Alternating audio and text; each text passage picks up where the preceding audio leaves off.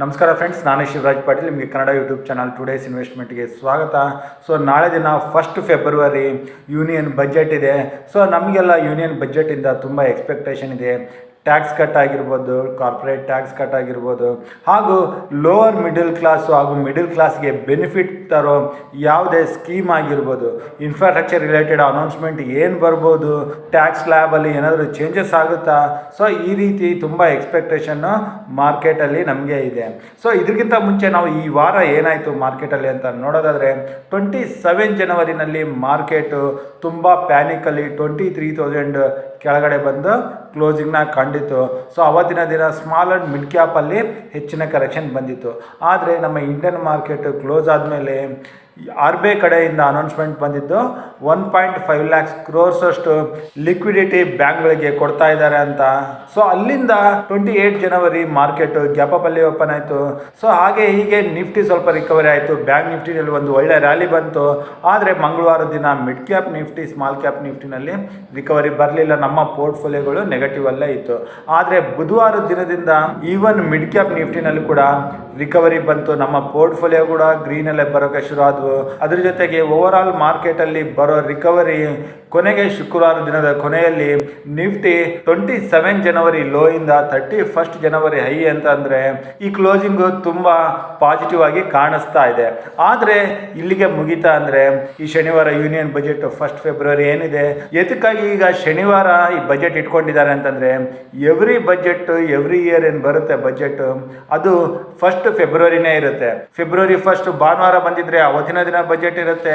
ಯಾವುದೇ week days ಆಗಲಿ weekend ಆಗಲಿ 1 ಫೆಬ್ರವರಿ ಯಾವ ದಿನ ಬರುತ್ತೆ ಅವತ್ತಿನ ದಿನನೇ ಬಜೆಟ್ ಇರುತ್ತೆ. ಹಾಗಾಗಿ ಯೂನಿಯನ್ ಬಜೆಟ್ 1 ಫೆಬ್ರವರಿ ಶನಿವಾರ ಇದೆ. ಸೊ ಬಜೆಟ್ ದಿನ ಇರೋ ಸಲುವಾಗಿ ಮಾರ್ಕೆಟ್ ಕೂಡ as usual morning 9 o'clock to evening 3:30ವರೆಗೆ ಇರುತ್ತೆ. 9 to 9:07 ಪ್ರೀ ಮಾರ್ಕೆಟ್ ರ್ಯಾಲಿ, ಅಲ್ಲಿಂದ 9:15ಗೆ ಮಾರ್ಕೆಟ್ ಓಪನ್ ಆಗುತ್ತೆ. 11 ಗಂಟೆಗೆ ನಮ್ಮ ಫೈನಾನ್ಷಿಯಲ್ ಮಿನಿಸ್ಟರ್ ನಿರ್ಮಲಾ ಸೀತಾರಾಮನ್ ಅವರು ಬಜೆಟ್ ಅನೌನ್ಸ್ಮೆಂಟ್ ಮಾಡೋಕ್ಕೆ ಶುರು ಆಗ್ತಾರೆ. ಮಾರ್ಕೆಟ್ 3:30 ಮಧ್ಯಾಹ್ನದವರೆಗೆ ಇರುತ್ತೆ. ಸೊ ಅಲ್ಲಿಂದ ಅಗೇನ್ ನಾವು ಸೋಮವಾರ ದಿನ ಮಾರ್ಕೆಟ್ ಓಪನ್ ಆದಮೇಲೆ ಮೂಮೆಂಟಮ್ ಹೇಗಿರುತ್ತೆ ಅಂತ ನೋಡಬೇಕಾಗುತ್ತೆ. ಇನ್ನು ನೀವು ಡೈಲಿ ಮಾರ್ಕೆಟಲ್ಲಿ ಗಮನಿಸಿರ್ಬೋದು, ಡೈಲಿ FIs ಸತತವಾಗಿ ಸೆಲ್ಲಿಂಗ್ನ ಮಾಡ್ತಾನೆ ಬಂದಿದ್ದಾರೆ. ಈವನ್ ಗುರುವಾರ ದಿನ ಕೂಡ ಸೆಲ್ಲಿಂಗ್ ಮಾಡಿದ್ರು. ಇವತ್ತಿನ ದಿನ ಶುಕ್ರವಾರ ಕೂಡ ಸೆಲ್ಲಿಂಗ್ ಮಾಡಿರ್ಬೋದು. ಏದಕ್ಕಾಗಿ ಅಂದರೆ ಅರೌಂಡ್ 1:30 ಅಗೇನ್ ಮಾರ್ಕೆಟಲ್ಲಿ ಸ್ವಲ್ಪ ಪ್ರಾಫಿಟ್ ಬುಕ್ಕಿಂಗ್ ಬಂದಿತ್ತು. ಆ ಪ್ರಾಫಿಟ್ ಬುಕ್ಕಿಂಗ್ ಖಂಡಿತವಾಗಿ FIs ಕಡೆಯಿಂದನೇ ಆಗಿರ್ಬೋದು ಅಂತ ನಾನು ಅಂದ್ಕೊಂಡಿದ್ದೀನಿ. ಸೊ ಹಾಗೆ FIs ಸೆಲ್ಲಿಂಗ್ನ ಮಾಡ್ತಾ ಇದ್ರೆ ಶನಿವಾರದ ದಿನ FIs ಅವೈಲೇಬಲ್ ಇರಲ್ಲ. ಸೊ ಮಾರ್ಕೆಟಲ್ಲಿ ಏನಾದರೂ ನಿರ್ಮಲಾ ಸೀತಾರಾಮನ್ ಅವರು ಅನೌನ್ಸ್ಮೆಂಟ್ ಮಾಡ್ತಿದ್ದಂಗೆ 12 ಗಂಟೆ 1 ಗಂಟೆ ಮೇಲೆ ಏನಾದರೂ ರ್ಯಾಲಿ ಬರೋಕ್ಕೆ ಶುರು ಆದರೆ FIs ಅಲ್ಲಿ ಏನು ಸೆಲ್ಲಿಂಗ್ ಇರಲ್ಲ. ಸೊ ಮಾರ್ಕೆಟಲ್ಲಿ ಒಂದು ಸೈಡ್ ರ್ಯಾಲಿ ಕೊಡೋ ಚಾನ್ಸಸ್ ಇರುತ್ತೆ. ಆದರೆ ಬಜೆಟಲ್ಲಿ ಮಾರ್ಕೆಟ್ಗೆ ಇಷ್ಟ ಆಗದೆ ಇರೋ ಥರ ಏನಾದರೂ ಅನೌನ್ಸ್ಮೆಂಟ್ ಬಂದರೆ ಅಗೇನ್ ಮಾರ್ಕೆಟಲ್ಲಿ ಸೆಲ್ಲಿಂಗು ಹೆಚ್ಚಾಗೋ ಚಾನ್ಸಸ್ಸು ಇರುತ್ತೆ. ಸೊ ಈಗ ನಾವು ನಿಫ್ಟಿ, ಬ್ಯಾಂಕ್ ನಿಫ್ಟಿ ಹಾಗೂ ಸೆಲೆಕ್ಟ್ ಮಿಡ್ ಕ್ಯಾಪ್ ನಿಫ್ಟಿನಲ್ಲಿ ಯಾವುದೆಲ್ಲ ಲೆವೆಲ್ಸು ಬರ್ಬೋದು, ಆಪ್ಷನ್ ಚೈನ್ ಯಾವ ರೀತಿ ಬಿಲ್ಟ್ ಆಗಿದೆ ಅಂತ ನೋಡೋಣ. ಸೊ ಆ ಲೆವೆಲ್ಸ್ಗಳು ಕ್ರಾಸ್ ಆಗ್ತಿದ್ದಂಗೆ ಹೆಚ್ಚಿನ ಕರೆಕ್ಷನ್ ಅಥವಾ ಹೈ ಮೂವ್ಮೆಂಟು, ಶಾರ್ಟ್ ಕವರಿಂಗು ಬರೋ ಚಾನ್ಸಸ್ ಇರುತ್ತೆ. ಮುಂಚೆ ನಾನು ಆಪ್ಷನ್ ಚೈನ್ ನಿಫ್ಟಿನಲ್ಲಿ ಯಾವ ರೀತಿ ಬಿಲ್ಟ್ ಆಗಿದೆ ಅಂತ ಮುಂಚೆ ನೋಡ್ತೀನಿ. ಫ್ರೆಂಡ್ಸ್, ಈಗ ನಾನು ನಿಫ್ಟಿ 6 ಫೆಬ್ರವರಿ ಆಪ್ಷನ್ ಚೈನ್ ಡೇಟಾದಲ್ಲಿದ್ದೀನಿ. ಟೋಟಲ್ ಓಪನ್ ಇಂಟ್ರೆಸ್ಟ್ ಪುಟ್ ಸೈಡಲ್ಲಿ ಎಷ್ಟು ಬಿಲ್ಟ್ ಆಗಿದೆ ಅಂತ ಮುಂಚೆ ನೋಡೋಣ. ಸೊ ಪುಟ್ ಸೈಡಲ್ಲಿ 12 lakhs ಬಿಲ್ಟ್ ಆಗಿದ್ರೆ, ಕಾಲ್ ಸೈಡಲ್ಲಿ 14 lakhs ಬಿಲ್ಟ್ ಆಗಿದೆ. ಸೊ ಇನ್ನು ಕಾಲ್ ರಿಟರ್ಸ್ ಇಲ್ಲಿ ಇದ್ದಾರೆ. ಸೊ ಇನ್ನು ಕಾಲ್ ಸೈಡಲ್ಲಿ ಹೈಯೆಸ್ಟ್ ಓಪನ್ ಇಂಟ್ರೆಸ್ಟ್ ಈಗ ಕಾಣಿಸ್ತಾ ಇರೋದು ನಾವು ಇಲ್ಲಿ ನೋಡಿದ್ರೆ 1,03,000 24,000 ಹತ್ರ ಅತಿ ಹೆಚ್ಚಿನ ಓಪನ್ ಇಂಟ್ರೆಸ್ಟ್ ಇದೆ. ಓಕೆ, ಇನ್ನು ಪುಟ್ ಸೈಡಲ್ಲಿ ಹೈಯೆಸ್ಟ್ ಓಪನ್ ಇಂಟ್ರೆಸ್ಟ್ ಅಂತ ನಾವು ನೋಡಿದ್ರೆ ಅತಿ ಹೆಚ್ಚಿನ ಓಪನ್ ಇಂಟ್ರೆಸ್ಟ್ 80,000 23,000 ಹತ್ರ. ಸೊ ಈಗಿನ ಲೆವೆಲಿಂದ 500 ಪಾಯಿಂಟ್ಸ್ ಕೆಳಗಡೆ ಹಾಗೂ 500 ಪಾಯಿಂಟ್ಸ್ ಮೇಲೆ ನಿಫ್ಟಿಗೆ ಹೈಯೆಸ್ಟ್ ಓಪನ್ ಇಂಟ್ರೆಸ್ಟ್ ಇಲ್ಲಿ ಬಿಲ್ಟ್ ಆಗಿದೆ. ಓಕೆ, ಇಲ್ಲಿ ಇನ್ನೊಂದು ನಾವು ಗಮನಿಸಬೇಕಾಗಿರೋದು IV ಇಂಪ್ಲಾಯ್ಡ್ ವಾಲಟಿಲಿಟಿ 20 ಇದೆ. ಕಾಲ್ ಸೈಡಲ್ಲಿ, ಪುಟ್ ಸೈಡಲ್ಲಿ 19 ಇದೆ. ಹಾಗೂ ಪ್ರೀಮಿಯಮ್ಸ್ ಕೂಡ ತುಂಬ ಜಾಸ್ತಿನೇ ಇದ್ದಾವೆ. ಸೊ ಇಲ್ಲಿ ಕಾಲ್ ಸೈಡಲ್ಲಿ 20 ಹೆಚ್ಚಿಗಿರೋ ಸಲುವಾಗಿ ಪುಟ್ ಕಂಪೇರ್ ಮಾಡಿದ್ರೆ ಕಾಲ್ ಸೈಡಲ್ಲಿ ಪ್ರೀಮಿಯಮ್ ಹೆಚ್ಚಾಗಿದೆ. ಹಾಗೂ ಮಾರ್ಕೆಟಲ್ಲಿ ಬಜೆಟ್ ದಿನದಲ್ಲಿ ಮೂಮೆಂಟಮ್ 500 ಪಾಯಿಂಟ್ಸ್ ಮೇಲೆ 24,000 ವರೆಗೂ ಹಾಗೂ ಕೆಳಗಡೆ 23,000 ವರೆಗೂ ಬರೋ ಚಾನ್ಸಸ್ ತುಂಬಾನೇ ಕಾಣಿಸ್ತಾ ಇದೆ ಆಸ್ ಪರ್ ಇಲ್ಲಿ ಆಪ್ಷನ್ ಚೈನ್. ಈಗ ಆಪ್ಷನ್ ಚೈನ್ ಇಂದ ನಾವು ಟ್ರೇಡಿಂಗ್ಗೆ ಬಂದ್ರೆ, ಈಗ ನಿಫ್ಟಿ ಕ್ಲೋಸಿಂಗ್ 23,508 ಅಲ್ಲಿ ಬಂದಿದೆ. ಸೊ ಇಲ್ಲಿ ನಿಫ್ಟಿ ಓಪನ್ ಆದ್ಮೇಲೆ ಮೇ ಬಿ ನಿಫ್ಟಿ ಮೇಲೆ 23,600 to 650 ಈ ಲೆವೆಲ್ ನ starting of the day test ಮಾಡೋ ಚಾನ್ಸಸ್ ಇರುತ್ತೆ ಬಿಫೋರ್ ಬಜೆಟ್. ಈ ಮೂಮೆಂಟಮ್ ನೋಡ್ತಾ ಇದ್ರೆ ಇಲ್ಲಿ ನಿಫ್ಟಿಗೆ 200 ಡೇ ಮೂವಿಂಗ್ ಆವರೇಜ್ ಹಾಗೂ 100 ಡೇ ಮೂವಿಂಗ್ ಆವರೇಜಸ್ ಇದಾವೆ. ಈ ಲೆವೆಲ್ ನ ನಿಫ್ಟಿ ಟೆಸ್ಟ್ ಮಾಡಬಹುದು.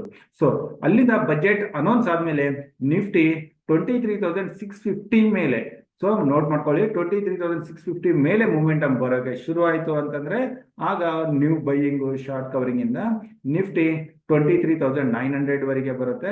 ಸೊ 24,000 ಈ ಸರೌಂಡಿಂಗ್ ವರೆಗೆ ಬರೋ ಚಾನ್ಸಸ್ ಇರುತ್ತೆ. ಹಾಗೂ ಯಾವುದೇ ಕಾರಣದಿಂದ 2 ಗಂಟೆ ಮೇಲೆ 24,000 ಮೇಲೆ ಇತ್ತು ಅಂತಂದ್ರೆ ಆಗ ಹೆಚ್ಚಿನ ಶಾರ್ಟ್ ಕವರಿಂಗ್ ಮೇ ಬಿ ನಿಫ್ಟಿನ 24,300 ವರೆಗೂ ತಗೊಂಡೋಗೋ ಚಾನ್ಸಸ್ ಇರುತ್ತೆ. ಇಲ್ದಿದ್ರೆ 24,000 ಮೇಲೆ ಏನಾದ್ರು ಕ್ಲೋಸಿಂಗ್ ಬಂತು ಅಂದ್ರೆ ಸೋಮವಾರ ದಿನ ಡೈರೆಕ್ಟ್ ಆಗಿ 24,300 ವರೆಗೂ ಗ್ಯಾಪ್ ಅಪ್ ಓಪನ್ ಆಗೋ ಚಾನ್ಸಸ್ ಇರುತ್ತೆ. ಸೊ ಇದನ್ನ ನಾವು ನೋಟ್ ಮಾಡ್ಕೋಬೇಕಾಗುತ್ತೆ.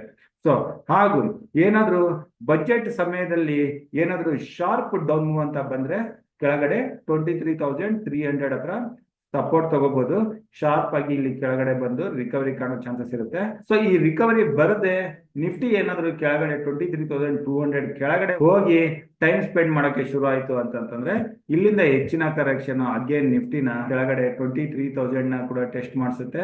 ಹಾಗೂ 23,000 ಕೆಳಗಡೆ ಕ್ಲೋಸಿಂಗ್ ಬಂತು ಅಂತಂದ್ರೆ 22,800 ಹಾಗೆ ಕೂಡ ಹೋಗೋ ಚಾನ್ಸಸ್ ಇರುತ್ತೆ. ಸೊ ಇಂಪಾರ್ಟೆಂಟ್ ಲೆವೆಲ್ಗಳು ನಾನು ಏನ್ ಹೇಳಿದೆ ಅದನ್ನ ನೀವು ನೋಟ್ ಮಾಡ್ಕೊಂಡು ಹೋಗ್ಬೋದು. ಇನ್ನು ಬ್ಯಾಂಕ್ ನಿಫ್ಟಿಗೆ ಬಂದ್ರೆ, ಸೊ ಬ್ಯಾಂಕ್ ನಿಫ್ಟಿ ಕ್ಲೋಸಿಂಗು 49,587 ಹತ್ರ ಏನ್ ಬಂದಿದೆ. ಸೊ ಇಲ್ಲಿ ಬ್ಯಾಂಕ್ ನಿಫ್ಟಿಗೆ ಮೂಮೆಂಟಮ್ ಏನಾದ್ರು ಬಂದ್ರೆ ಮೇಲೆ 50,000 50,200 ಇಲ್ಲಿ 200 day moving average 100 day moving average ಇದಾವೆ. ಸೊ ಅಲ್ಲಿಂದ ನೆಕ್ಸ್ಟ್ 50,700 ಹತ್ರ 50 ಡೇ ಮೂವಿಂಗ್ ಆವರೇಜ್ ಇದೆ ಹಾಗೂ 51,000. ಸೊ ಈ ಮೂಮೆಂಟಮ್ ಏನಾದ್ರು ಶಾರ್ಟ್ ಕವರಿಂಗ್ ಬರೋಕೆ ಶುರು ಆದ್ರೆ ಇದ್ರ ಮೇಲೆ 50,300 ಅಂತ ತಗೊಳ್ಳಿ, 300 ಮೇಲೆ ಬರೋಕೆ ಶುರು ಆದ್ರೆ ಅಗೇನ್ 50,700 51,000 ವರೆಗೆ ನಾವು ಸೋಮವಾರ ಬೆಳಿಗ್ಗೆವರೆಗೆ ಟಾರ್ಗೆಟ್ ಮಾಡ್ಬೋದು ಅಪ್ ಮೂವ್ ಬರೋಕೆ ಶುರು ಆದ್ರೆ. ಅದೇ ಬೈ ಅಂಡ್ ಡಿಪ್ಸ್ ಎಲ್ಲಿವರೆಗೆ ಮಾಡ್ಬೋದು ಅಂತಂದ್ರೆ ಬ್ಯಾಂಕ್ ನಿಫ್ಟಿನಲ್ಲಿ ಮೊದಲನೇ ಸಪೋರ್ಟ್ 49,300 ಹತ್ರ, ಅದು ಈ ಶುಕ್ರವಾರದ ಫಸ್ಟ್ ಡಿಪ್ ಏನ್ ಬಂದಿತ್ತು ಅದ್ರಲ್ಲೂ, ಹಾಗೂ ಶುಕ್ರವಾರದ ಮಾರ್ನಿಂಗ್ 49,000 ಏನಿದೆ. ಸೊ ಅಲ್ಲಿವರೆಗೆ ಯಾವುದೇ ಡಿಪ್ಸ್ ಅಲ್ಲಿ ಈ ಲೆವೆಲ್ ಅಲ್ಲಿ ಸಿಕ್ಕರೆ ರಿಕವರಿಗೆ ನಾವು ಬೈ ಮಾಡ್ಬೋದು. ಅದೇ 49,000 ಕೆಳಗಡೆನೆ ಹೋಗಕ್ಕೆ ಶುರು ಆದ್ರೆ ಹೆಚ್ಚಿನ ಕರೆಕ್ಷನ್ ಬರೋಕೆ ಶುರು ಆಗುತ್ತೆ. ಸೊ ಆಗ ಬ್ಯಾಂಕ್ ನಿಫ್ಟಿ ಕೆಳಗಡೆ 48,000 ವರೆಗೂ ಬರ್ಬೋದು.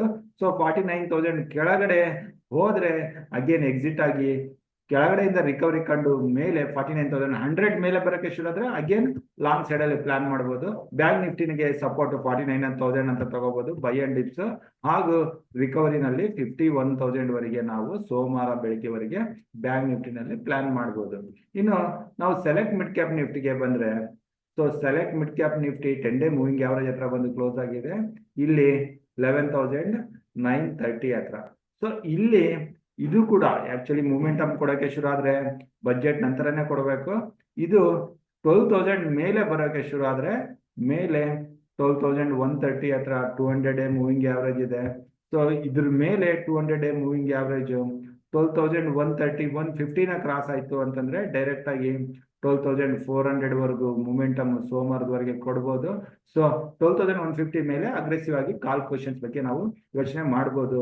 ಹಾಗೂ ಬೈ ಅಂಡ್ ಡಿಪ್ಸ್ ನಾವು ಎಲ್ಲಿವರೆಗೆ ತಗೋಬಹುದು ಅಂತ ನೋಡೋದಾದ್ರೆ ಇಲ್ಲಿ 11,750 ವರೆಗೆ ನಾವು ಮಾರ್ಕ್ ಮಾಡ್ಕೊಂಡು ಈ ಲೆವೆಲ್ ವರೆಗೆ ಬಂದು ಇಲ್ಲಿಂದ ರಿಕವರಿ ಕಾಣಕ್ಕೆ ಶುರು ಆದ್ರೆ ಬುಲ್ಲಿಶ್ ಮೂಮೆಂಟಮ್ ಬರೋಕೆ ಶುರು ಆದ್ರೆ 11,750 ಇಂದ ರಿಕವರಿನ ಪ್ಲಾನ್ ಮಾಡ್ಬೋದು. ಇನ್ನು 11,750ನ ಬ್ರೇಕ್ ಆಗಿ ಕೆಳಗಡೆ ಬಂದು 700 ಕೂಡ ಬ್ರೇಕ್ ಆದ್ರೆ ಇನ್ನ ಹೆಚ್ಚಿನ ಕರೆಕ್ಷನ್ ಸೆಲೆಕ್ಟ್ ಮಿಡ್ ಕ್ಯಾಪ್ ನಿಫ್ಟಿನಲ್ಲಿ ಬರೋ ಚಾನ್ಸಸ್ ಇರುತ್ತೆ. ಸೊ ಈ ರೀತಿ ನಾವು level two level Nifty, bank Nifty ಹಾಗೂ ಸೆಲೆಕ್ಟ್ ಮಿಡ್ ಕ್ಯಾಪ್ ನಿಫ್ಟಿನಲ್ಲಿ ಟ್ರೇಡ್ ಮಾಡ್ಬೋದು. ಆದ್ರೆ ಒಂದು ಮಾತ್ರ ನೀವು ಪಾಯಿಂಟ್ ಮಾಡಿ ಇಟ್ಕೊಳ್ಳಿ, ಹೈ ವಾಲಟಿಲಿಟಿ ಇರುತ್ತೆ ಹಾಗೂ ಪ್ರೀಮಿಯಂ ಕೂಡ ಹೈ ಇರೋದು ಡಿಕೆ ಆಗೋ ಚಾನ್ಸಸ್ ಇರುತ್ತೆ. ಸೊ ನಾವು ಪೊಸಿಷನ್ಸ್ ಗಳನ್ನ ಕಡಿಮೆ ಕ್ವಾಂಟಿಟಿನಲ್ಲಿ ದೂರದ ಟಾರ್ಗೆಟ್ಗಳನ್ನ ಇಟ್ಕೊಂಡು ಪ್ಲಾನ್ ಮಾಡೋದು ಬೆಟರ್. ಹೆಚ್ಚಿನ ಕ್ವಾಂಟಿಟಿ ತಗೊಂಡು ಸ್ಟಾಪ್ ಲಾಸ್ಗಳು ಹಿಟ್ ಆಗೋದಕ್ಕಿಂತ ಕಡಿಮೆ ಕ್ವಾಂಟಿಟಿನಲ್ಲಿ ನಾವು ಪೊಸಿಷನಲ್ ಟ್ರೇಡ್ ತಗೊಳ್ಳೋದು ಒಳ್ಳೇದಂತ ನಾನು ಹೇಳ್ತೇನೆ. ಇನ್ನು ನಿಮ್ಗೆ ಏನಾದರೂ ಹೆಚ್ಚಿನ ಡೌಟ್ಸ್ ಇದ್ರೆ ನೀವು ನನಗೆ ಡೈರೆಕ್ಟ್ ಆಗಿ ಕಾಂಟ್ಯಾಕ್ಟ್ ಮಾಡ್ಬೋದು. ನನ್ನ ನಂಬರ್ 9845852716. ಅಥವಾ ನೀವು ಕೂಡ ನಿಮ್ಮ ಕಡೆಯಿಂದ ಅನಲೈಸ್ ಮಾಡಿ ನಿಮ್ಮ ಯಾರಾದರೂ ಫೈನಾನ್ಷಿಯಲ್ ಅಡ್ವೈಸರ್ಸ್ ಇದ್ರೆ ಅವ್ರ ಹತ್ರ ಅಡ್ವೈಸ್ನ ತಗೊಂಡು ನೀವು ಟ್ರೇಡಿಂಗ್ನ ಮಾಡ್ಬೋದು. ಸೊ ಇಷ್ಟೇ ಹೇಳ್ತಾ ಇವತ್ತಿನ ವಿಡಿಯೋ ಇಲ್ಲಿಗೆ ಮುಗಿಸ್ತಾ ಇದ್ದೀನಿ.